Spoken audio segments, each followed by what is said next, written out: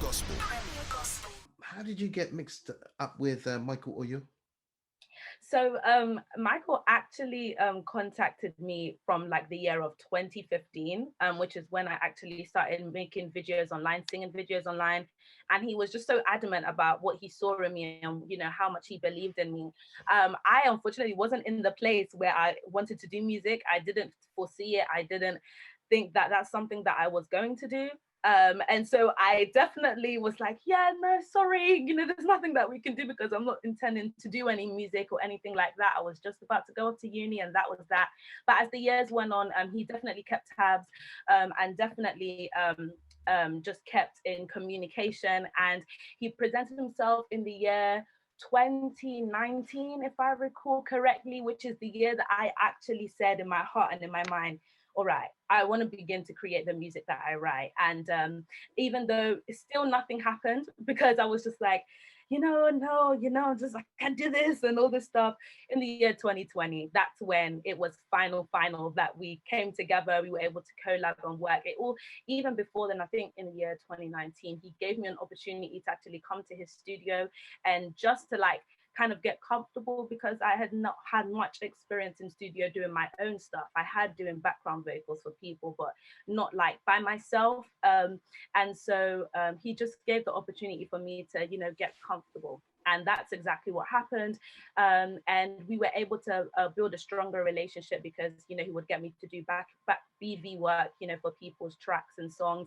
And eventually it was just like, Grace, come on, girl, like, you need to stop, girl.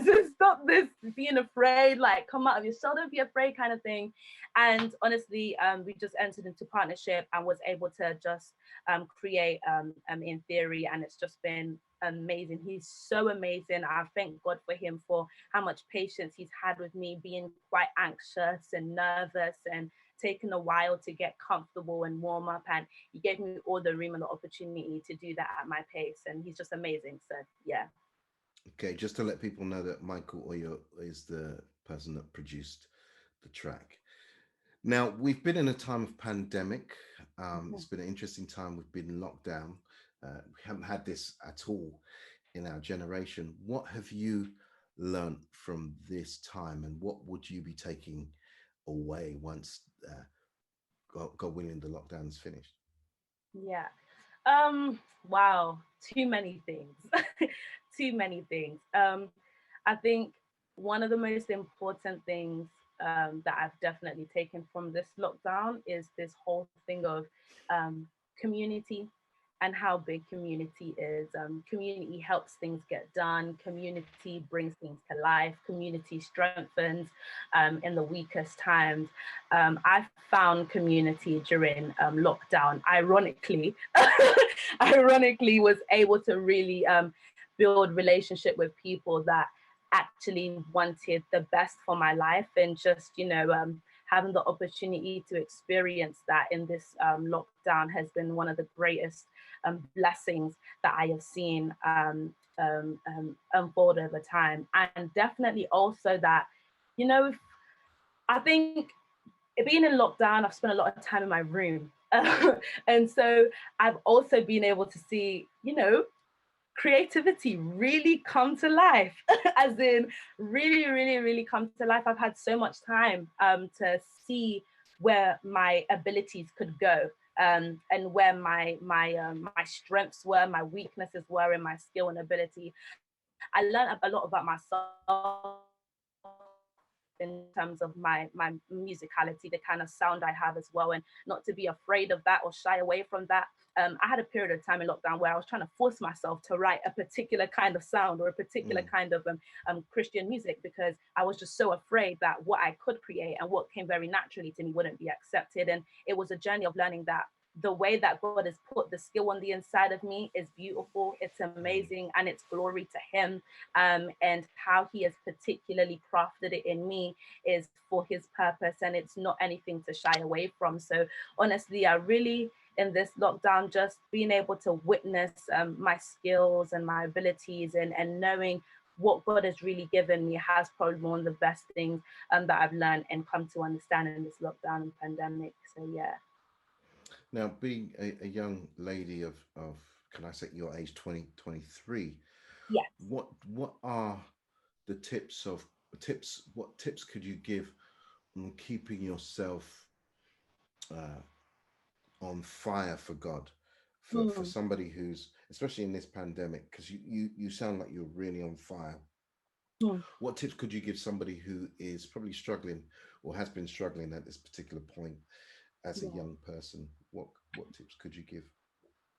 Yeah, do you know what? Like right now, I sound pretty strong, pretty sturdy, but I took real hits. I'm pretty sure everyone did, but I definitely dealt with real hits during lockdown. The whole thing of being in isolation, and just being away from where you were used to was definitely an adjustment, and it caused me to spend a lot of time being aware of my circumstances as well, and that at times affected faith. It affected, what I was able to, how strong I was able to stand in faith. But again, I think, one of the tips that I would highlight, please do not run away from having community, people that you can confide in, people that you can allow to, pour into you, and that you can trust to open up to. I think one of the enemy's strongest tools is the whole thing of isolation and keeping things bottled up, because I do believe that it just gives him so much room to play with the mind of the believer, when things are unspoken and things are suffered in silence. And so I couldn't emphasize enough the difference it made when I allowed people that I could trust in to hear what I had to say, and the things that I was going through. So I would emphasize it over and over: community, having someone or a few people that you can really talk to, and just make aware your situation or your mind so that they can intercede for you. And just spend time also, like, just doing what you love and having in mind that you're doing it with God, knowing that He is actually with you, even the most mundane things. Just being aware of that communion and that union and relationship that we have with Him.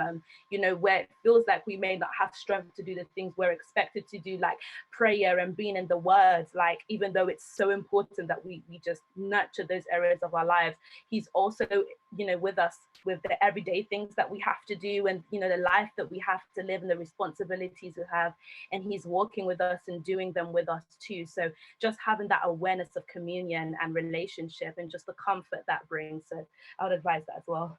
But yeah, those are just Thank two. you. Yeah. Thank you. You preach, girl. Preach. Right. So you've just released this single. Yeah. What's next? I mean, you can't just disappear on us. What's coming up next for you? Of course, no, definitely by God's good grace, more music. That's the intention. We don't want to stop here. And just obviously creating so much more, being able to still engage with people, and online and things as such, and continuing to create content as I did. But the goal and the aim is definitely more music. So we bless God, amen. But yeah, that's where we're heading, and we're very well on our way. So it's good. And finally, how can people connect with you online on socials? Yes, so I mainly use Instagram and Twitter. So you could literally just follow me, Grace Tena _ both on Twitter and Instagram. I'm quite responsive, so you can message me. I'm a pretty chill person, so you can message me and you can, like, interact, and by God's grace, I see, and I'll be able to interact with you. So yeah. Brilliant. Thank you, Grace Tena. Mhm. It's a name that we need to get used to. Thank you so much for your time, and Thank you we so much. really pray the success of this first single and other ventures. Amen. Premier Gospel.